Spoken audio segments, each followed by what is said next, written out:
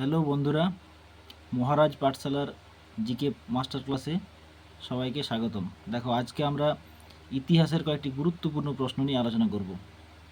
প্রথম প্রশ্ন দেখো রয়েছে, কোন যুগকে গর্ডন চাইল্ড বিপ্লবের যুগ বলেছেন? এটির উত্তর হবে নব্যপ্রস্তর যুগ। 2 নম্বরে দেখা রয়েছে, কোন জায়গায় প্রাগৈতিহাসিক যুগের সবচেয়ে বেশি গুহাচিত্র দেখতে পাওয়া যায়? খুব গুরুত্বপূর্ণ প্রশ্ন, উত্তর হবে ভীমবেটকা। ভীমবেটকা গুহাটা কোথায় অবস্থিত? মধ্যপ্রদেশে।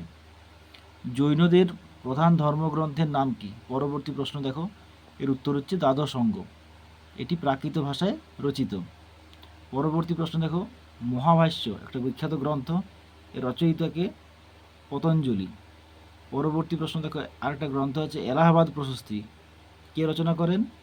হরিসেন, যিনি সমুদ্রগুপ্তের সভাকবি ছিলেন, এবং এই এলাহাবাদ প্রশস্তিতে সমুদ্রগুপ্তের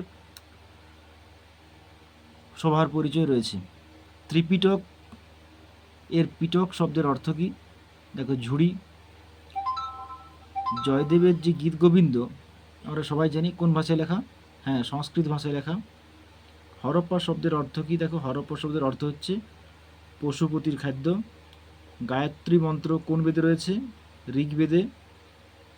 অজন্তা গুহা কোথায় অবস্থিত? অজন্তা গুহা মহারাষ্ট্রে ঔরঙ্গাবাদে অবস্থিত। ঠিক আছে, আজকে তাহলে ইতিহাসের এই গুরুত্বপূর্ণ প্রশ্নগুলো এই পর্যন্তই থাকলো।